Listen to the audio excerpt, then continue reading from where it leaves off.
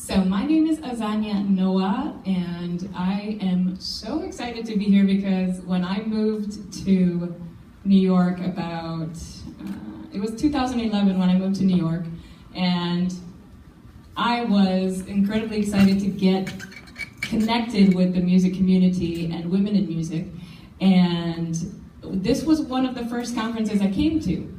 And I saw Fiona Bloom, and I saw LA, and it was, for me, everything was very new. So let me just start from the beginning. Let me give you an idea of who I am and what I'm about.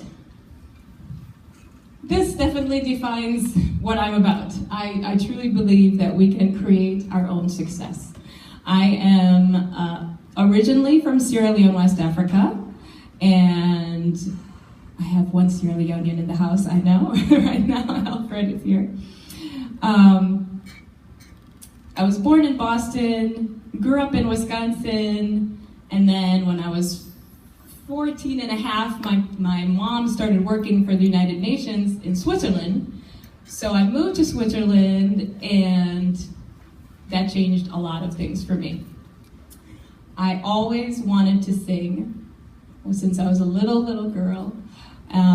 As my brother knows, that's my brother right there, Monica. I was always singing, and it was just what made me happy. But it wasn't until I was maybe 8 that I sang for a talent show at school, and a girl came to me, an older girl, and she said, "You made me cry." And that completely blew my mind because she looked much older than me, maybe double my age, maybe 16 or something like that. And she said, "No, but there were tears of joy." And I thought to myself, wow, maybe that's a gift. Maybe that's what God would like me to do is bring joy to people with my voice. And I didn't know how, I didn't know what I was going to do, but I just wanted to continue singing. I continued singing in choirs, school choirs, church choirs, and I basically, I want to start moving with the with the presentation, so you can see that I've had 25 years actually of professional singing, of being in the professional music industry. So being paid to sing, I know I look young, but I am 40, and I've been singing professionally since I was 15. It started in Switzerland when I moved there, and I've learned a whole lot of things. And there are 3 key things that I'd like to share with you today. I just want to see from a show of hands, who is a singer in the hall? We have 1, I know. Yes, 2, 3, 4. Okay, yes. Well, if you're an artist of any kind, the first thing is really to know yourself. And for me, that is not only about knowing what you like, knowing what you don't like, but it's also really having a vision. And so I wasn't quite sure who I was in the beginning, right? I was like into R&B and hip hop. I was singing backing vocals for a hip hop group, and I had an attitude, and I was like, yeah, I was like, hear me roar, right? bad girl. So I was searching, but that was a part of me. That was still a part of me. Okay. I had a vision. I had a deep desire to touch millions of people with my voice. I didn't know how, but I just felt that I could bring joy to the world, and that was my vision.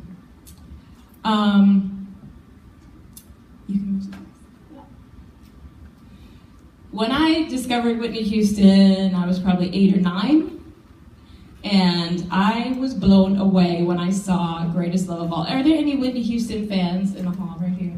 Yes! Whitney, dear Whitney. She truly, the Greatest Love of All, if you remember, there's Whitney as a little girl, and she's with her mom, and it's her first time on stage, and they're actually, I believe, in the Apollo. And her mom is there encouraging her and coaxing her, and to me that sort of mesmerized me because my mom was always traveling. My mom was a diplomat. My mom was always living in different countries. And when I saw how that relationship was and how supportive her mom was and how much it meant to her, I was really touched. I was truly, truly touched. And when I heard her power, gosh, you know, there's a point in the video where the little baby Whitney or little girl Whitney walks on the stage, and from the other side of the stage, the grown-up Whitney is walking to the middle of the stage. And then at one point they merge, and like Whitney starts performing with this incredible orchestra behind her, and it's just so powerful.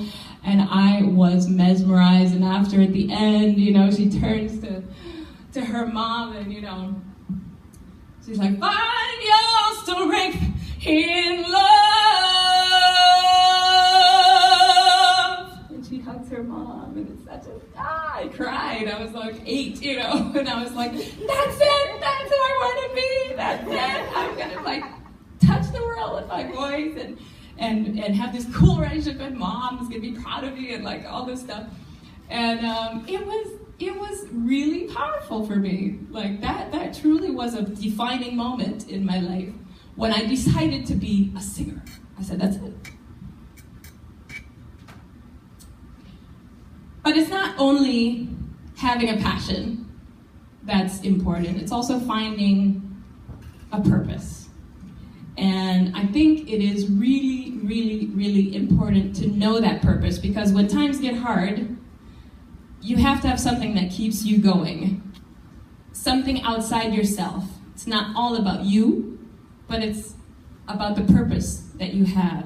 Each and every one of us has a purpose, no matter what, you know? It can be different things. It can be marketing, it can be photography, like my friend Kwame, it can be all kinds of different things, but that purpose I found in the girl that came up to me at school and said, "You made me cry." And tears of joy was something I wasn't really familiar with at 8, and it touched me. It truly did touch me in a way that was so profound and so deep that I remembered crying when I saw Greatest Love of All, however, because it just filled me with so much love. I could feel the love. I could feel her soul, Whitney's soul, when she sang. And I just thought that's magical and that's universal. No matter what country, music, it touches your soul. So that's my purpose, is to bring joy and maybe tears of joy when I sing.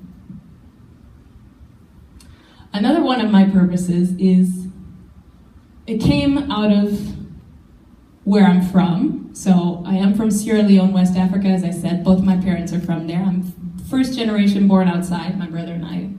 And I just thought to myself, when I knew that Sierra Leone was going through an 11-year civil war that ended in 2002, I just thought to myself, what a privilege I have to not have had to lose my parents, to not have had to live in poverty, to not have all of these things that could have been. And the All Is One Children's Center is an orphanage, actually, in Sierra Leone.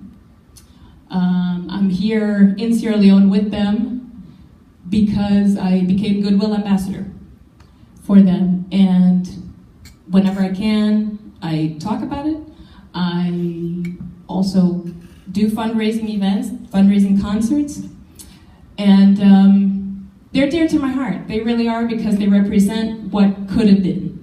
And they make me not take for granted everything that I have been blessed with. And all of them have dreams. Some of them dream about being a singer. Some of them dream about a dancer. Some of them want to be lawyers. Some of them want to be doctors. And it's a beautiful thing to see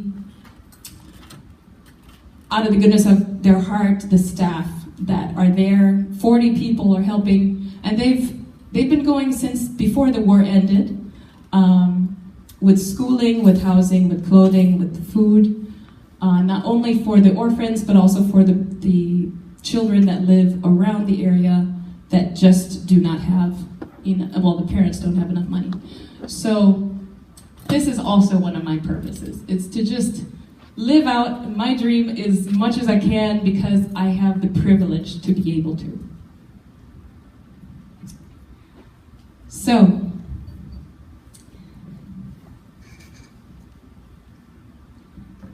the next thing that I have really found is knowing your business. And there's a lot of things that go into this.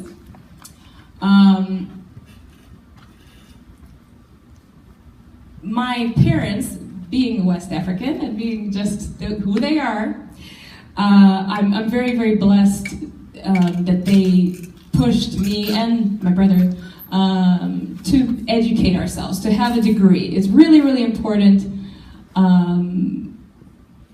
to many parents, but definitely African parents, that the children get educated, get a good degree, and are able to support themselves.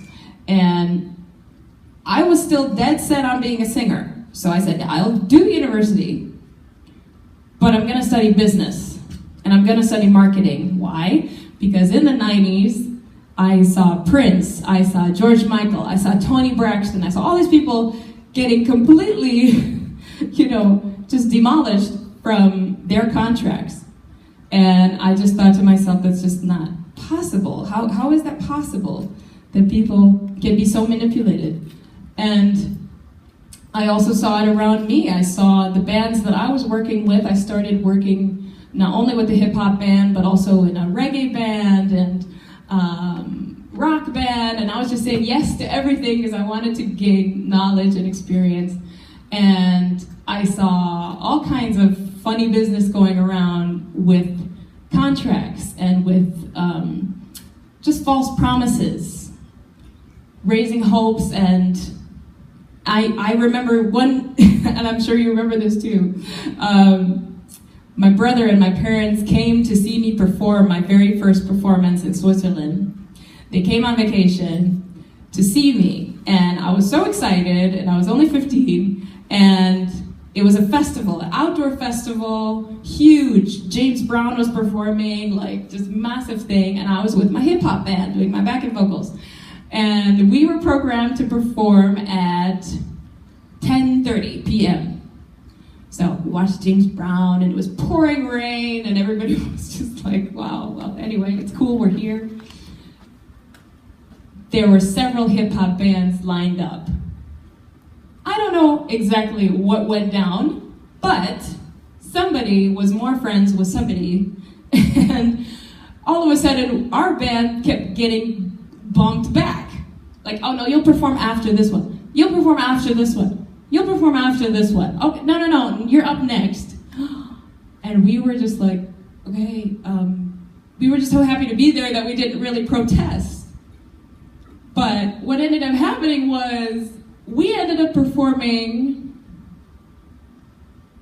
with the rising sun. It was 6 a.m. when we finally got on that stage. Do you remember that? Yeah. Okay. So there's like hardly anybody there. Obviously, the only ones there were just completely wasted, just completely like, like the end of the festival, And and I was there. This is my first major concert that I'm showing my parents, and I wanted to be really proud and like, oh my God. And I just thought to myself, no, I'm sorry. If I can manage myself, there's no way I would have this happen. So that's another reason why I said, no, I want to learn business. I want to learn business. I want to know how to read these contracts. I want to know how to negotiate. I want to know how to protest. I want to know how to deal. And that's why I say know your business, money, your team, marketing, and fan development. The money side is self-explanatory. Really, I see so many artists that have no clue what's going in, what's coming out, where, when, planning ahead, budgeting. No, it's just like, no, let's just like, yeah, let's just do it. Like, cool. Like, I'm like, yeah, but do you know where you're, are you going to pay the bills this month? Like, are you planning ahead? So that's just so incredibly important. Your team, you can't do things alone. I am so hard-headed. I don't know, are there any youngest of the family in this crowd? Yeah. Now, I don't know if it's just that or what, but I'm really hard-headed, and I want to do everything myself. And he knows that. He's big brother. But I was like, no, I'm going to learn how to make a website myself. I'm going to learn how to do everything myself. I'm going to negotiate. And what ended up happening was like almost burnout, because you can't.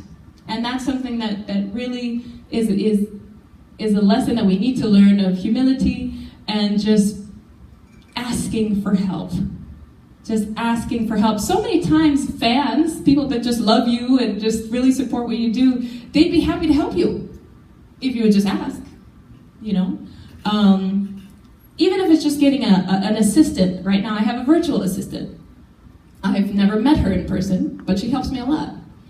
And that's just, the team is so crucial to your success. I really believe so. Also, in that team is just positive people around you. Because there's so many naysayers. There's so many people like, oh my God, you still have that dream of like being an artist or whatever. Like, yeah, but reality has to set in. At some point you're gonna let go of your dream, right? I mean, if you don't really.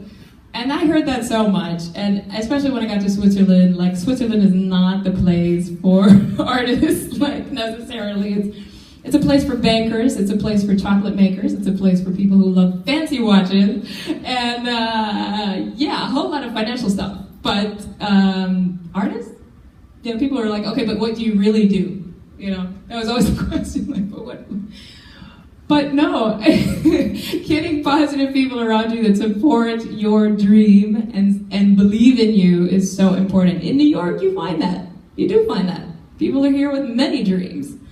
But it can be your family that's not supporting you. It can be even friends that are just like,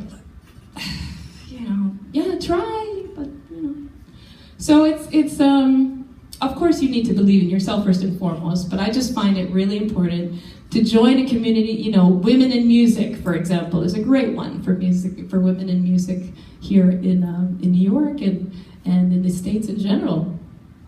Marketing, oh my goodness. Okay, you can go to the next slide. Marketing and contract, okay, you can go to the next slide. Okay, mailing list.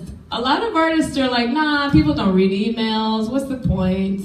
And, it's so incredibly important. It completely made my development in New York when I arrived. Every time I would meet people, anytime I would, be introduced to someone or whatever, do you have your card? Do you have a card? Could I, and I was always adding people to my mailing list. I just knew that connection with people and following up and continually consistent communication is crucial. And the thing about social media, which I'm going to talk about next, is, stay right here. This was a dream of mine that honestly only came to pass thanks to my mailing list. I remember going to the Apollo the first year I was there, and I was asking around, and I was like, who does the booking here? Who does the booking for like Apollo Music Cafe, and who does the booking for? And they kind of looked at me like, what do you care? So I got the person's name. I took the initiative of, going to her, introducing myself, and just letting her know that I was new in town, that I was a professional singer, that I would love to one day perform there. I just was kind of bold when I arrived in New York because I had nothing to lose. And nothing came of it for years. However, during that time, we're not talking about many years, like 2 years. During that time, anytime I'd have a concert, anytime I'd have anything, she received my email.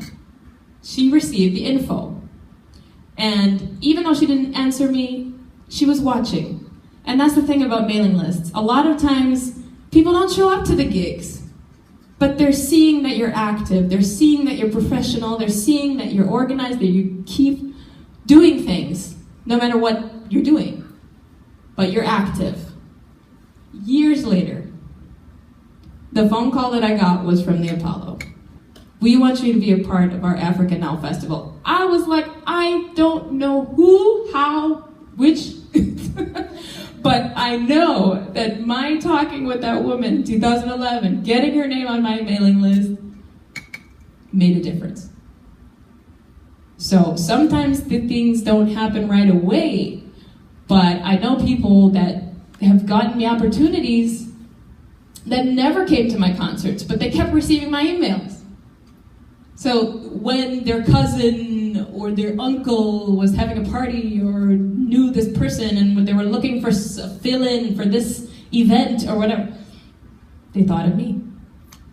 Because I was on their mind, because they kept receiving frequent information from me. Lets people know that they're on your mind too.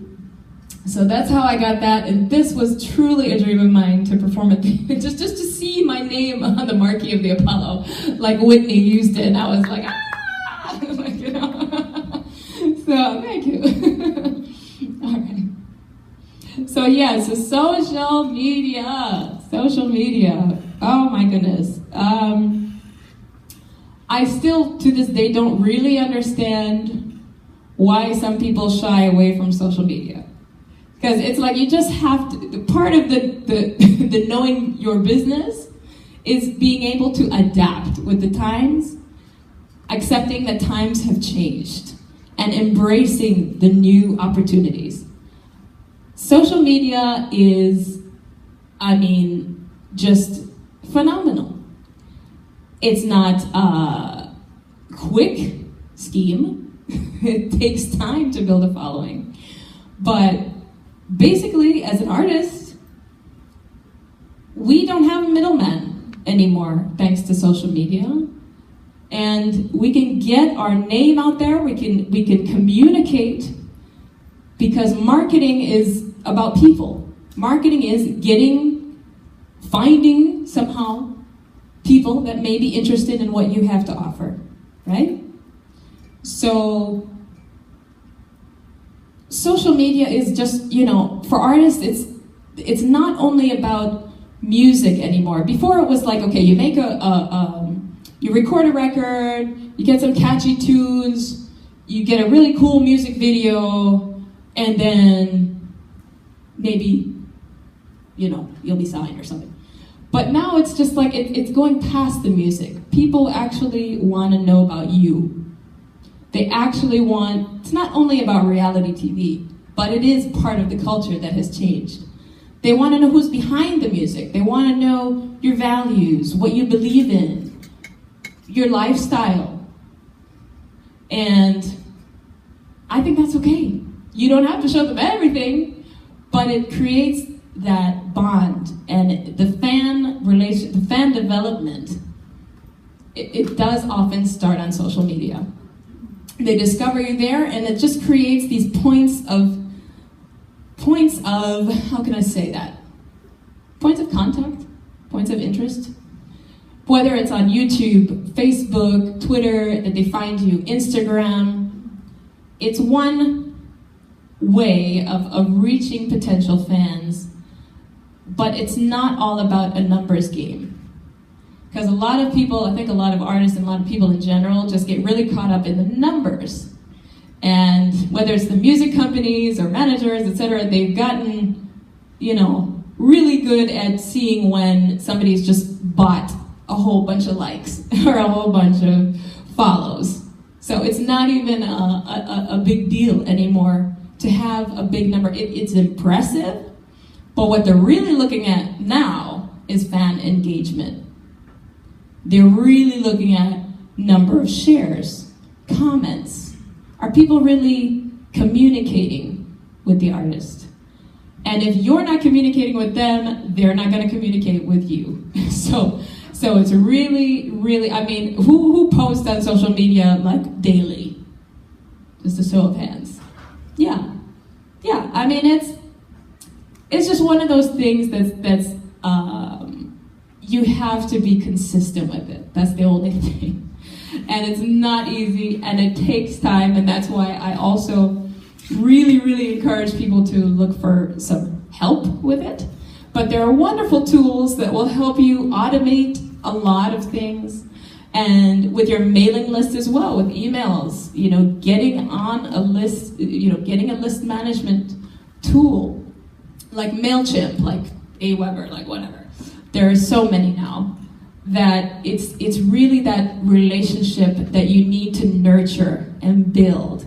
And I know that the next panel is going to be talking a whole lot about this. So we can move to the next slide. Mm-hmm.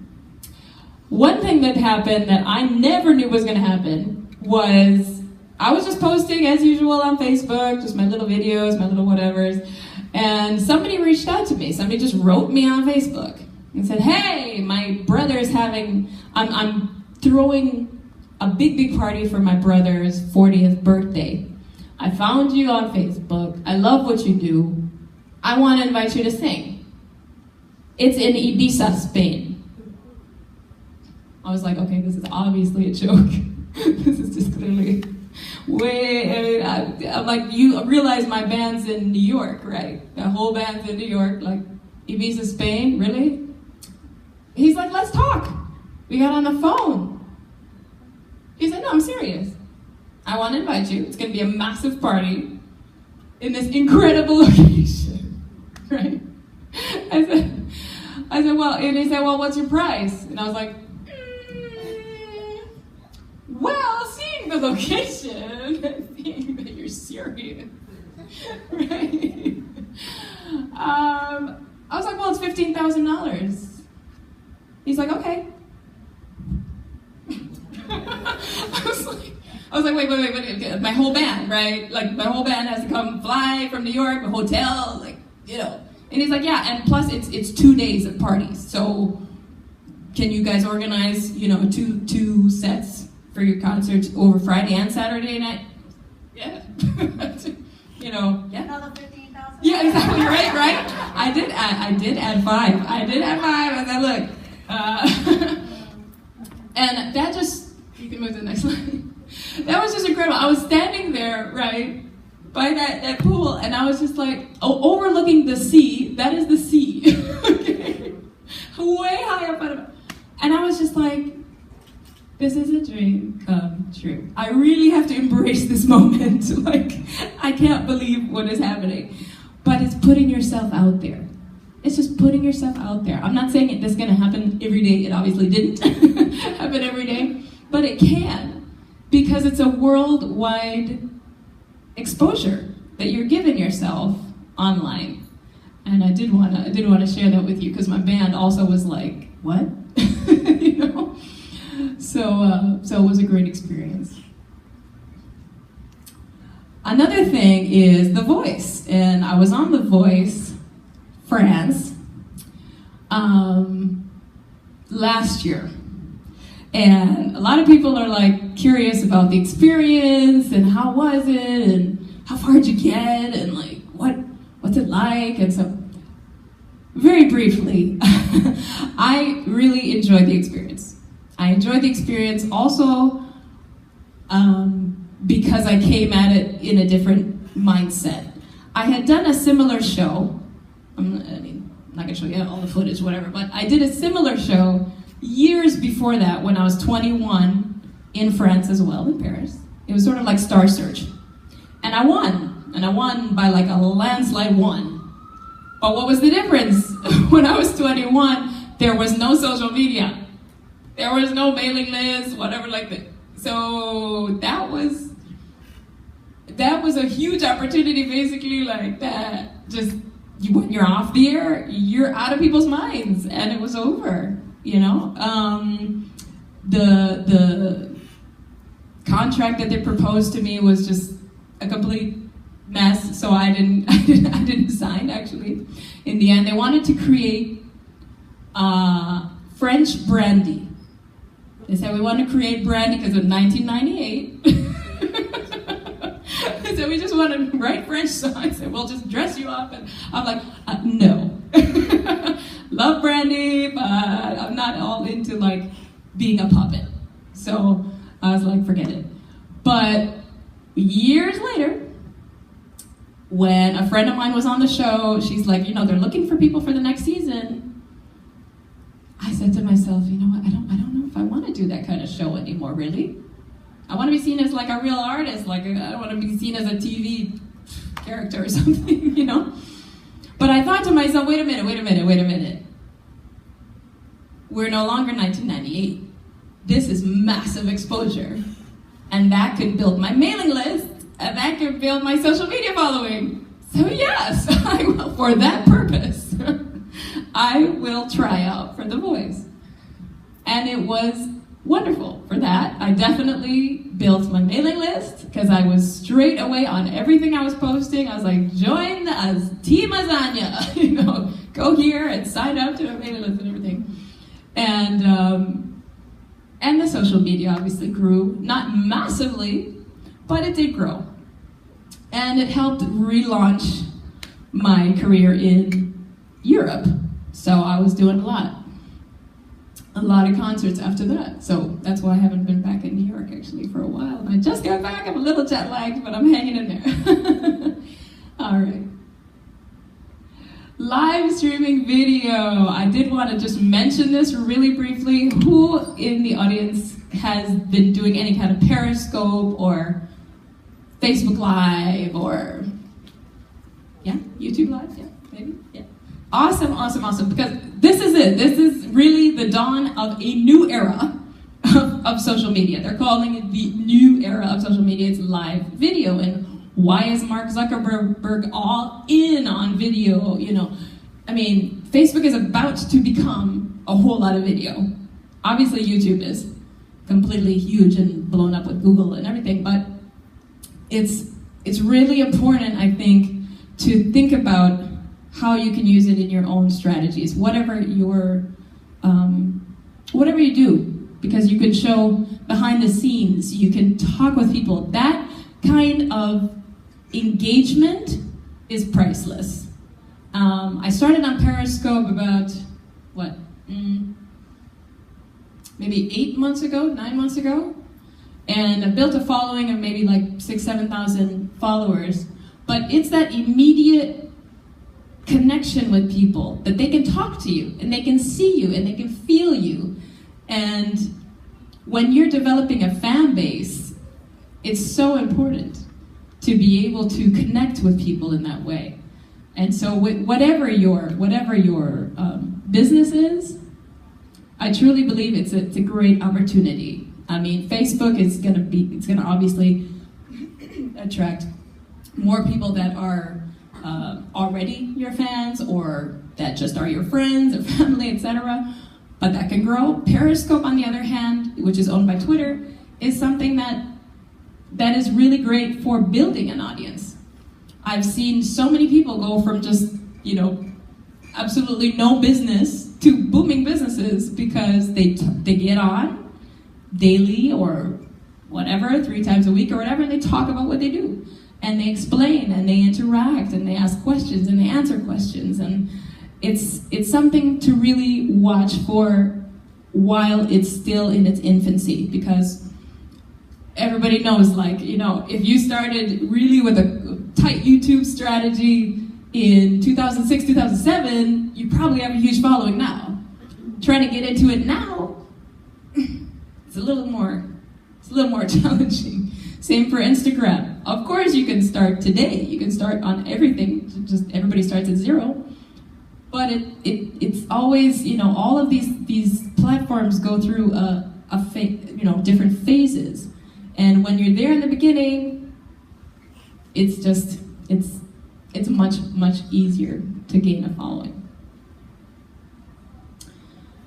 Other things for artists now, who knows Patreon? Okay, a few of you? Yeah, okay. So yeah, content creators and just creative people in general are flocking to Patreon because it is a way for people to not, for people to basically support their favorite artist or favorite performer. And it's not like Kickstarter or other fan funding campaigns where you have to, where it's just about one specific goal, and then once you get the money for that project, then it's over. This is an ongoing support. So it can be monthly, it can be per video, it can be per whatever. And it's it's amazing what some people have been able to do with it. Amanda Palmer is a very famous artist. As an indie artist, she is famous as being the one who raised the first $1 million on Kickstarter. So she has really, really a close connection with her fans. And I find it amazing that she got, 7,800 people to support her creation of one thing. Per thing that she creates, it can be art, it can be music, it can be a film, a little mini film, it can be anything. Anytime she creates a thing, she's getting $32,000. And she's created now 13 things, which basically equals about one thing per month over the past 13 months. And yeah, this is quite phenomenal. And it just shows that people do want to support artists. Because some people say, oh, the music business is dead. I don't think so. I really think it's alive and kicking, and this is just proof that people still want to support the artists, even if they're not buying albums, even if people are doing the digital download thing, that doesn't matter. They still want to support the artists, and there's more music discovered and listened to now than ever, thanks to the internet. So I just think it's something that's definitely to look into. That doesn't, you don't have to use Patreon. You can just do your own kind of fan club kind of membership site. But I think it's great. And it was created by a YouTube creator, YouTube influencer. This is, once again, to me, in my opinion, thanks to my communication, my regular communication when I was here in New York, just letting people know what I was doing all the time.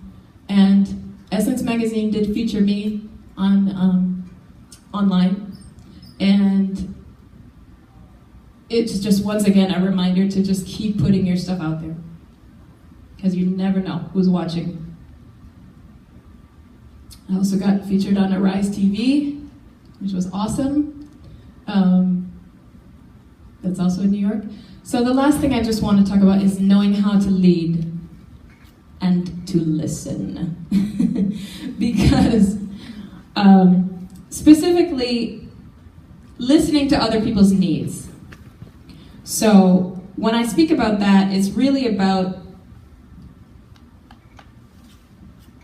having a clear vision of what you want to do, what you want to create, what you want it to look like, and being able to communicate that to people. I had a very clear vision of how I wanted my concerts to look when I arrived in New York. I wanted backing vocalists here, I wanted the drummer, I wanted this, that.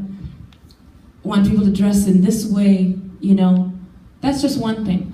But you have to also listen. So when I say listen, I'm talking about listen to your band members. What are their needs? Listen to your audience. What are their needs? Some artists, they just come out and they perform for themselves. They're not even checking if, if people are really connecting with them. Knowing your clients' needs. Clients, I'm talking about, like maybe you do private concerts. What do they need? What do they want out of their event? And also,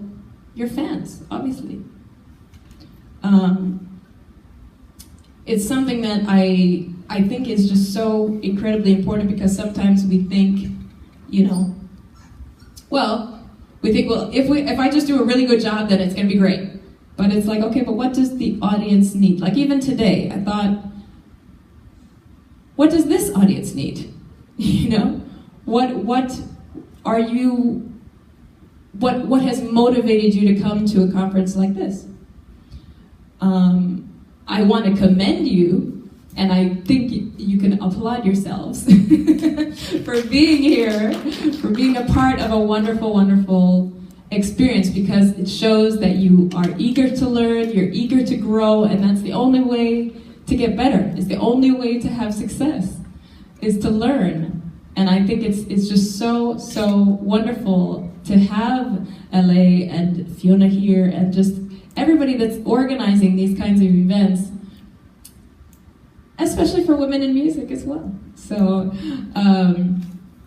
I think that it's all a part of leading, like leadership without listening and without really trying to understand the needs of the others. It just doesn't work. It just doesn't work.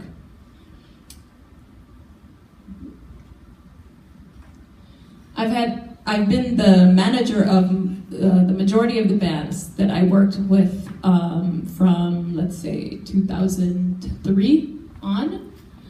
This is one of them in Switzerland. This is my jazz band. And yeah, you can. Here's my band here in New York. Oh, go back? No, you can. Yes, thank you. My band here in New York. Here we're at the Joe's Pub. And I'm really happy when I can get a nice balance of girl-boy, because it's so rare. But I have a female drummer, and she's awesome. And I have these backing vocalists that are great, too. And this is something that I really believe is about image and reputation, because when you present yourself in a professional way, and you show leadership in just your way of being, people respect that. And I was really honored to be asked to perform for the president, not only Prime Minister Tony Blair, but the president of my country, the president of Sierra Leone. And I truly believe it's also because the organizers and the people surrounding it learned about me in a very positive way. I built a great reputation with people here, and this was in New York, and I just couldn't believe it, because it was my second year in New York. I had just arrived, basically. And through just talking, telling people what I was doing, telling people where I was from, they're like, the president of Sierra Leone is coming, would you like to sing? I could not believe. And Tony Blair was there as well. So,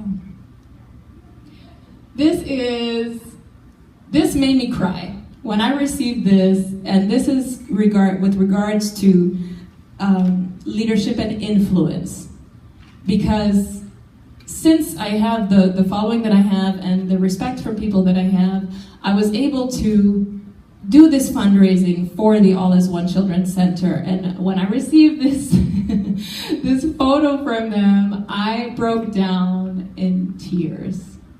I just was so touched. It was before I actually was able to meet them in person. And it just made, because I did it just out of the goodness of my heart, because I felt like I needed to do something for the children of my country. But when you receive this back, it's just so heartwarming, and that is the influence that you can have when you do create your own success and are able to really make a difference in people's lives through your art. So I'd like to leave you with this last thought today. A queen on her throne is a woman who has mastered herself. She's not perfect, but she is complete.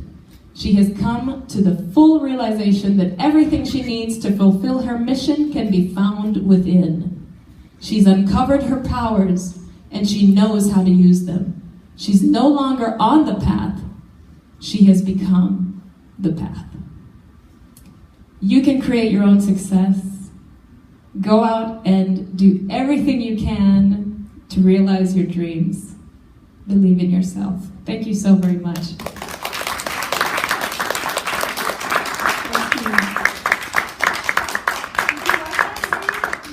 I did not. I found it, and I don't even know. It's an anonymous saying, yeah. It's gorgeous, though. So I would like to just open things up for a brief Q&A, because I know it's already 11:40 something. So if anyone has any questions at all, feel free. Can I hear something from you? Just a cappella? Or? Oh, thank you very much. Okay, I'll sing part of a song. I'll dedicate it to you all. Two songs, okay. First one is You Belong. I wrote an album called Rising, and I have a few copies actually back there. It goes, every baby is born with all the innocence and hope we adore. Depends on others to live and learn how to get around in this world. My favorite thoughts of you give me so much feeling, 'cause I'm so into you. I got you here in my dreams. Don't you know I'm hoping that one day you'll come true. We all deserve a life of liberty, with food and shelter and care if we're suffering, free from the pains of war, greed and power, free to fulfill our dreams. You belong with the birds and the trees and the skies up above. You belong at the peak of Mount Kilimanjaro. You belong in fields of shining flowers and gold. You belong to the beauty of the world. Thank you. I also want to let you know, if anyone is interested, I am starting a Singer Elite program and group, and I will be sharing what I have learned. I'll be giving you keys to success that I have seen anyway, and for performance and one-on-one coaching and all different things like that. So I will be right out there, sitting out there, and just come to me and let me know, and I'll jot down your email and keep you posted if you are interested. Any other questions? Yes. Yeah, I have a question. When you did The Voice in France, yes. How did that opportunity come across your lap? Because you were living in Switzerland, you lived Yes. in New York. Were you Yes. living in France at the time? I was living in New York, actually. And then France got a hold of you. Right, so what happened was a friend of mine named Stacey King was on the show the season before. So she was currently on the show, and she was not able to perform a concert in Dubai. Audemars Piguet is a luxury brand that were organizing a show in Dubai, and the event agency called me and they said, look, Stacey's on The Voice. She never thought she was going to get this far. She's like almost at the end, and so her contract she can't fulfill. Can you come to Dubai? I was like, yeah, okay. So they flew me out to Dubai, and I called her, and she said, yeah, you know what, Azania, they're actually looking for people for the next season. I really think you should try. And I was like, yeah, but I'm in New York now. You know, I turned that page. I'm like, no, I'm no longer in Europe and stuff. And she's like, yeah, but it's 9 million viewers. Like, you have nothing to lose. So that's when I started thinking, my email list, and like social media. Okay, so I sent in videos And they wrote back to say, yes, we would love to see you come to Paris. And I just happened to have a concert in Switzerland around that time. And I just coupled that, did the audition, and got in the first phase, which is there are actually 3 to 4 phases before you actually get on TV of audition. So it's a really long process, but that's how it really happened. You speak several languages, obviously. I do, yes. And that helps. It does. Maybe you didn't speak French, you probably wouldn't know. There were some Americans there that did not speak French, and they just, I guess, wanted to show their international array and appeal. So they had some people try out that even didn't speak French, whether they spoke Italian or whatever, but they just wanted a more international show. So that also helped, because they're like, oh, we have our New Yorker now, you know. But yeah, they definitely, there is a point where you have to sing in French. So it is a challenge for some. Yeah. Any other questions? All right. Azania, Yeah. I just have to say one more thing. Yes, yeah. That Apollo show in 2005 or Yeah, 2011? 2000, I think it's 13 or 14, but yeah. Was that where I met you? I met you at the No, you met me 2000, yeah, that's it. Yeah. Not where I performed, but yes. You met me there, yeah. It's great to see how far you've come. I'm very Thank you so much. You know, and I think it's that, I think that's just part of also knowing yourself and knowing what you want. Because I think a lot of artists, they just say, okay, I want to be a star. But like, what does that look like? What exactly does success mean to you? It means something different to everybody. I'm not necessarily, you know, I used to be like, no, I really want to Grammy one day or whatever. But now I'm kind of like, no, I just want to live for my art comfortably and touch people's hearts with my singing, and that is success to me. And so, yeah. Mm-hmm.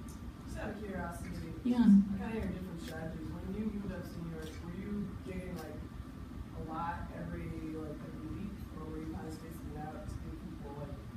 Well, what I did when I first arrived, I was just like, okay, I have 2 suitcases. I know nobody but my brother, and and I just have to start meeting people. So that for me was more important than gigging even. I was just like, I just gotta get to concerts. I gotta start just going up to people, getting their contacts, like finding out how things work here.